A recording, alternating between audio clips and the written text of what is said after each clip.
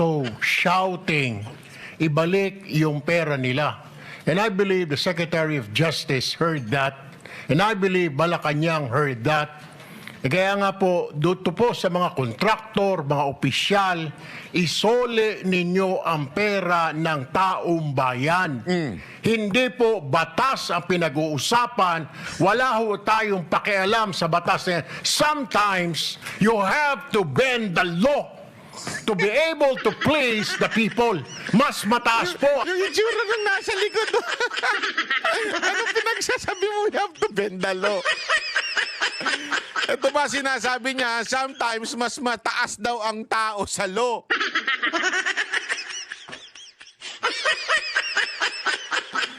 Eric, ang sakit mo sa bangs. Ang taong bayan sa batas. Am I right, Secretary Remulla? Yes, sir. Yun ang pinali doon, Brad. Masyado ninyong pinuna si Erwin, pero mas malala yung nag-agree. Bakit? Parang ganito yan eh. Ha? May pumunta sa sabungan, may daladalang bibe. Yung bibe?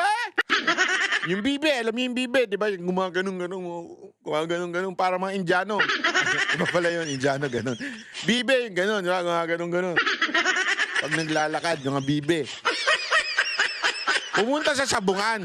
Inilaban dun sa Texas, yung kanilang matinding champion doon, Texas, yung bibe. Eto, sino mas tanga? Yung nagdala ng bibe o yung pumusta dun sa bibe? O pusta tayo dun sa bibe kasi malaki yung bibe tsaka magano ng ulo. Di ba? Sino mas tanga? Dito, sino ang mas loko-loko? Mantakin mo, sinabi nitong isa, ang tao daw ay above the law. Sometimes, we have to bend the law. Hoy, putang ina nyo mga pink! Asan kayo? Di ba galit kayo sa EJK? Tama ba? Galit kayo sa EJK dahil, ano yon, extrajudicial. Ibig sabihin, labas sa batas na pagpapatupad ng, di ba, ng justice o pagpatay. Kasi nga, wala sa batas. Nagagalit kayo sa tokhang, nagagalit kayo kung sinasabi ninyo, labag sa batas yan, hindi dapat ganyan yan, binibigyan ng due process. Ito, lantaran sinasabi sa inyo ni Erwin Tulfo, sometimes we have to bend the law. Gago! Diretsuhan ito, hindi ito'y nagbibiro at bantakin mo sinang-ayunan siya ng Secretary of Justice.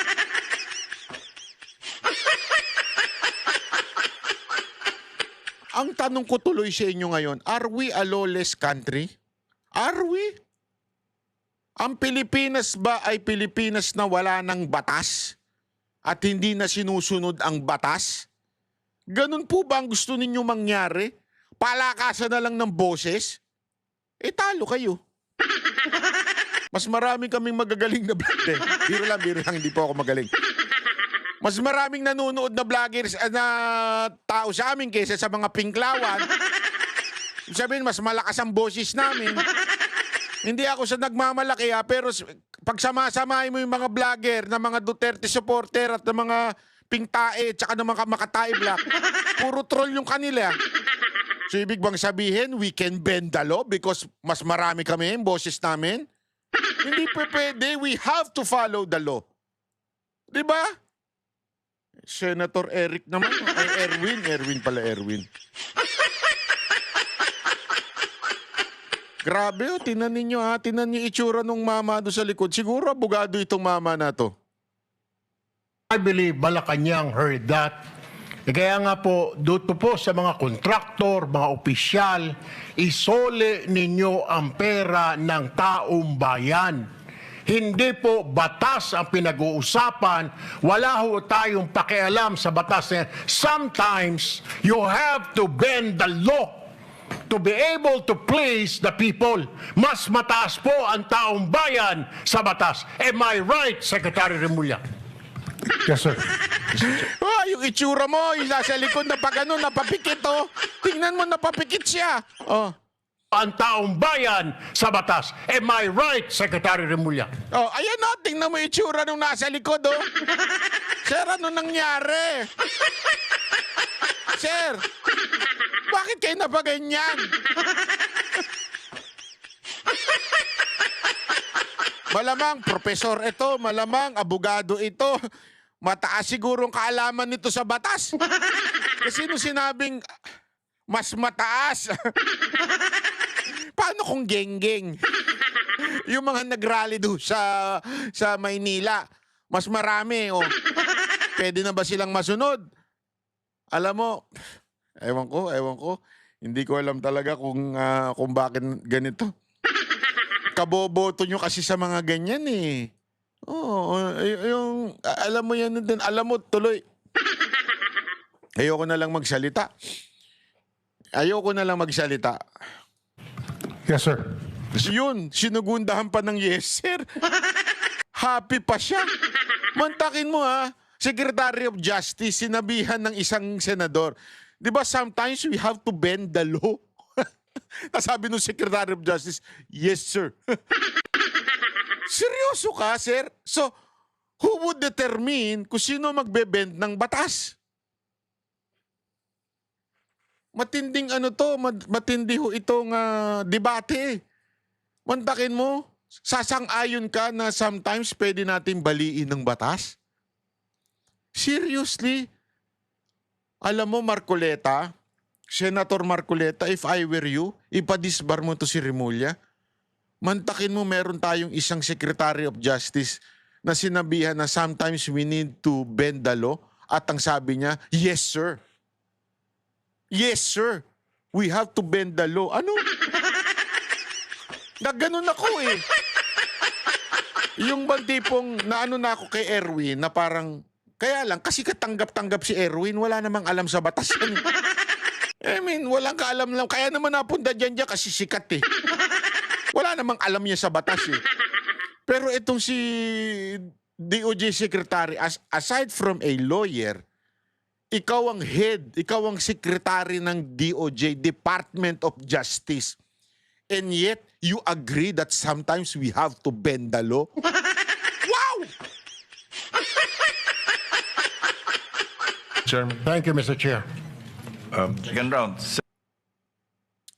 Alam mo, buti pa ito eh. Hindi ito lawyer pero matalino ito. Itong tao na to, hindi lawyer pero grabe ang logic nitong maman to. Walang biro. Pakinggan ninyo. Welcome to the Senate. Thank you. Mr. President,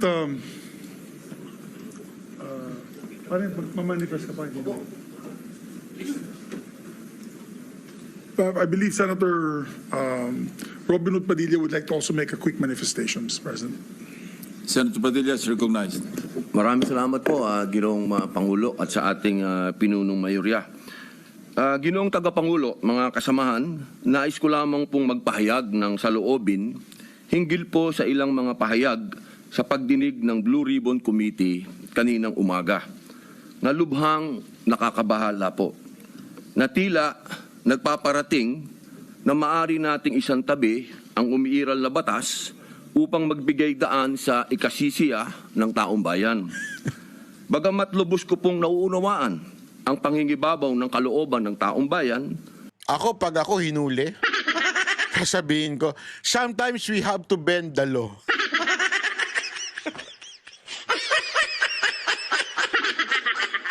meron po tayong mga demokratikong mekanismo upang isakatuparan ito.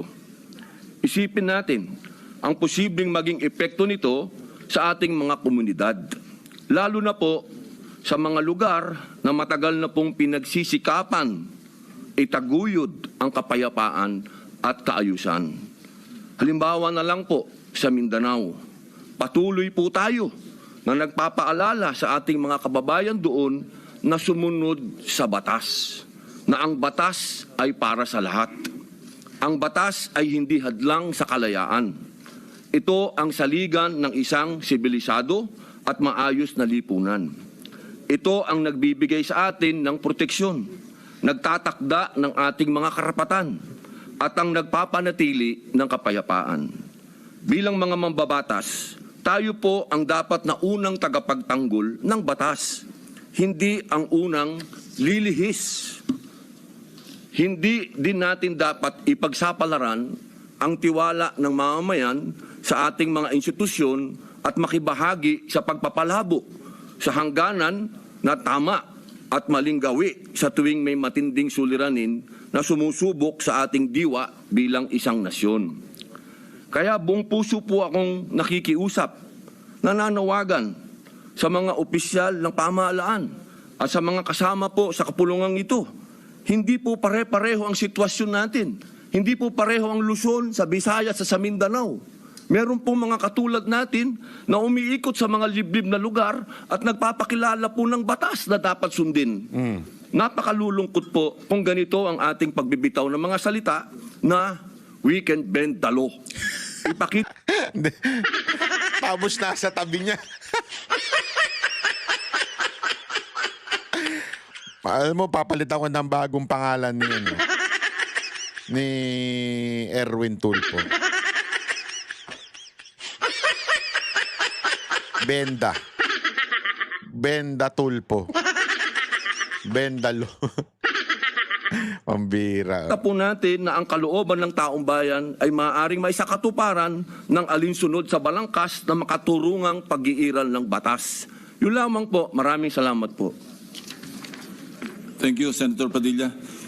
Senator Erwin Tulfo is recognized. Ayun na. Mr. President, the distinguished colleagues, just want to make a point of manifestation.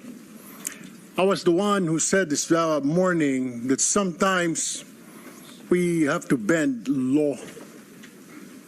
We don't have to. The point is,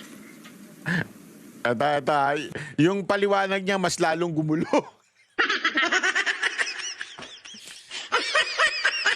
Basta ito lang masasabi ko. Gago kayong mga bumoto dyan. Oo, yun lang. Yan ang napala ninyo. Oo, hindi naman magiging senador yan kung hindi nyo binoto. Mga tarantado kayo eh.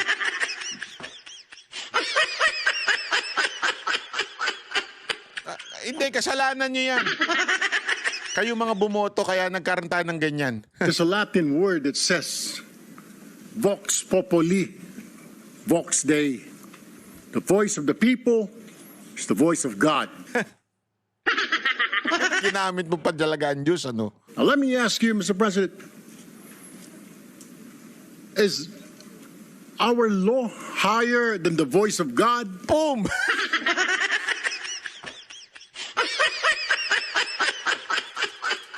Anak ka ng argument mo, Brad. Lalo akong sumakit ang bangs ko sa'yo. Is our law higher than the voice of the people? Hanapin mo nga yan sa Biblia o sa Quran. Yung box populi mo. Pautot yun lang yan eh. Pautot lang yan dati. Alam mo, eto hindi naman sa pero halongkatin mo ang Biblia, walang ganyan. Walang box populi box. O anong box, Volkswagen ba yan? Wala niyan. Alam mo ba kung bakit? Tandaan mo, ang lahat ng tao nun sumigaw na ipako sa krus si Kristo. Don't tell me it's the voice of God. Pangalawa, hindi lang yun Ilang beses pa nga sinabi ng Panginoon yan eh. The world will hate you because of me. Ibig sabihin, lahat ng tao, sambayan ng tao, magagalit sa, is that the voice of God? Na magalit sa kay Kristo? Di ba? Yan yung paulit-ulit, even yung time ng Old Testament. The Old Testament was, ganun lang ang portion ng Jew. But they were the nation of God. Maliit lang sila. The entire is a pagan world. So don't tell me the pagan world is the voice of God.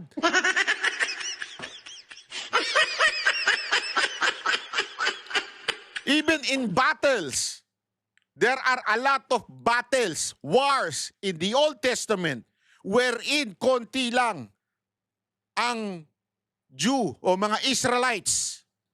Konti lang. People of God. Konti lang sila and yet nananalo sila. Yung kalaban nila laging madami. Don't tell me yung kalaban nila ang voice of God. Kaya katarantaduhan yan, di ba ilang beses ko na sinabi sa inyo, yung voice of voice, populi na yan. Pautot lang nyo yan. Mga nagtatali-talinuhan lang nagsabi niyan. Pero hindi yan ang katotohanan. Why? Sa mundo na ito, you do not go with the flow. Sometimes, and many times pala, not sometimes, many times, the belief of this world, yan ang talagang sisira sa mundo.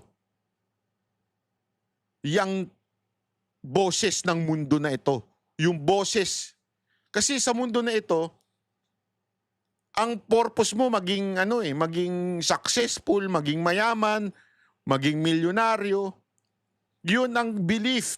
The entire belief system. Is that the voice of God? Kasi yan ang pinaniniwalaan ng tao at yan ang lahat ng tinuturo ng tao? Hindi. So katarantaduhan yung Vox Populi mo. Tapos ngayon gagamitin mo pa para sabihin lang na pwede nang mag-disobey ang tao dahil lang sa mas marami ang sumisigaw. Paano kung lahat sumisigaw ng anong sigaw nila? Yung binabanata nila yung mga kapulisan natin. Don't tell me they can bend the law. Kaya nga may batas para may kaayusan eh. Ito si Erwin, ewan ko saan mo natutunan yan nung bata ka. Mr. President, the law is supposed to protect the people. What we are asking, Mr. President, is the return of the value of good faith. I understand, Mr. President, what the gentleman from Pampanga this morning was saying, that it is not a requisite to return the money na kinuha po ng mga kontraktor, ng mga kumita po sa flood control project, Mr. President. Tama po yun, hindi po. At meron pong prosesong sinusunod tayo na kailangan sundin. Pag gumulong na yung batas, hayaan ng korte ang magsabi, Mr. President, tens of thousands of people went out last Sunday. Narinig ko po, hindi ko po alam kung makasama natin DPWH officials, including politicians who made wealth, kumita po sa flood control na kung maaari isoli nila ang kanilang ninakaw sa bayan. And I think that is the right thing to do. Ang problema kasi, Mr. President, kung susundin natin ang batas, alam naman po natin ang pagdinig sa ating bayan ay buwan. Alam mo, sobrang mali ito sinasabi ni Erwin. Kung susundin natin ang batas. What the? Senator ka? Na tao nang inaabot. Baka pagdating po sa dulo, Uy, hindi isumbong mo kay Tulpo yan. Ginawa mo namang TV show yan. Hindi pwedeng ganyan, Brad. wala na pong makuha ang gobyerno sa mga taong ito. My only point, Mr. President, is the people were asking, the people are demanding. Isole yung pera na ninakaw sa kanila. Meron po tayong batas. True enough, Mr. President, I don't disagree. There is a process. May proseso, tama din po. Paano naman po yung sigaw ng taong bayan? How can we pacify the clamor, the anger of the population, Mr. President? I have no answer. My only answer, Mr. President, is isoli po ninyo ang inyong ninakaw. No ifs and buts. Ang sinasabi lang po ng DOJ, kakausapin po nila ang mga taong ito kung pwede isoli. Wala naman pong sinabi ang DOJ. Ito ang batas, bawal po, kailangan ninyong isoli yan. The DOJ, the Secretary himself said, they will ask, but they will not force them. Depende, mas mabuti raw kung kusang loob nilang isurrender yung pera, Mr. President. Wala naman pong nagbabawal sa batas na magbalik ng ninakaw. There's no such thing. And alam ko pong meron tayong process, we have procedures. But my only point is, Mr. President, whether I'm right or wrong, I stand to the wishes of the public, of the Filipino people, ibalik ang perang ninakaw sa kanila. Yan yung mga gusto nila sound bites. Hindi, yan talaga yung inaantay nila, mga sound bites sila ng mga mainstream media para sumikat ba. Kaya lang, ang na-sound bites yung airbender, yung low bender. Di ba? Yun na na-sound bites. Yan ang gusto niya kasi ma-sound bites yung bang masabi na para siya sa bayan. Alam mo, Erwin, wag mong baguhin. Hindi naman sinabi ni Marcoleta na wag isoli yung pera. Ang sinasabi ni Marcoleta, tanggapin muna siya as a state witness. Tapos, kung meron man demanda, mapatunayan, hayaan natin ang korte, respetuhin natin ang korte na magsabi, oy, eto isoli mo. Hayaan natin ang korte. Bakit ba ayaw ninyong pagsalitain ang mga diskaya? Ako alam ko kung bakit. Tanong nyo sa ex. Uy, sinong ex yan? Yung mga ex-friends niya, di ba? Galing siya doon. Gago! Yung mga ex-friends niya, alam nila yun. Bakit ayaw ninyong pagsalitain si Diskaya? Period, Mr. President. Thank you, Mr. President. Thank you, Senator Erwin Tulfo. Senator Padilla is recognized. Opo. Ginoong Pangulo, napakaganda po ng mga punto na binitawan ng ating hinahangaan na si Senator Erwin Tulfo. Ngunit, alam niyo po, meron pong historical injustice na nangyari sa mga Bangsamoro. Kung ang usapin po natin ay sisingilin natin ang inang bayan sa mga utang nito sa Bangsamoro at hindi natin padadaanin sa batas, para saan po yung BARM law? Tama. Mapupunta na lang po kami sa gulo. Tama. Mapupunta na lang po ito sa paniningil na hindi. Ganito lang, kailangan magbayad. Kailangan ngayon na. Kailangan po dumaan tayo sa proseso. Ang atin pong saligang batas ay malinaw na nagsasabi na may due process. Kung argumento po natin, makikinig tayo sa sinasabing ngayon na. Teka muna po. Marami pong maliligaw. Katulad po ng mga kasama nating artista, halimbawa, sinasabi nila, kung ganyan, wag na tayo magbayad ng tax. Paano pong gagawin natin? Papayagan po ba natin na mga artista? Oo! Diyan, agree ako. Let's love Bendalo. Kita nyo na. Ako hindi rin ako agree dyan. Even if sometimes hindi pa pwede Kasi kung lahat ng tao ngayon nagsasabing wag nang muna magbayad ng tax, agree tayo doon? Nasa batas ang magbayad ng tax. Alam mo ba natin ang repercussion nun? Ang mawawalan lang po ba yung mga nagnanakaw? Hindi. Yung mga matitinong government employees, tatamaan pag hindi tayo nagbayad ng tax. I know, nananakaw yung tax natin. Galit na galit ako kasi ako, nagbabayad ako ng tax. Sorry pero nagbabayad po ako ng tax. So alam ko po na masakit. Tuwing binabawasan na yung nag-aasikaso yung sekretary ko ng tax, napapaluha ako Kasi pwede ko na sanang alam mo yun, pamasyal. Kaya lang kailangan ko magbayad ng tax. Masakit sa puso. Tama, mali. Pero hindi ibig sabihin, wag na tayo magbayad ng tax kasi ninanakaw naman ng iba. Hindi. Kawawa naman po yung mga matitinong empleyado ng gobyerno. Titigil na lang lahat. Tama na, tigil na natin to. Gulo na lang. Kasi the voice of the people is the voice of God. We have to sometimes to bend the law. Kaya na gusto natin. Alam mo, kaya nakakatawa talaga tayo Kaya sigurado ako, kung ano pa talaga, pinagtatawa na siguro tayo ni Lee Kuan Yew. Hindi kasi alam mo, yun, sila ang higpit nila sa batas Sa Japan, napakahigpit din yan sa batas. Yung batas nga nila, yung you have to follow even if sometimes wala na sa hulog. Ganun katindi. Just, you have to follow. Whether you like it or not, even if sometimes it doesn't make sense, you just have to follow. Kasi it's the law. And sometimes, lumalagpas pa sila beyond the law just to make sure that everything is in accordance with human peace, ika nga. Bigyan ko kayo ng halimbawa. Kahapon, sumakay ako ng taxi. May hinahabol akong mall dito sa Japan. Ay, nasa Japan pala. Hindi, wala na pala ako sa Japan. Hindi, bahala kayo. Hindi ko sasabihin kung asan ako.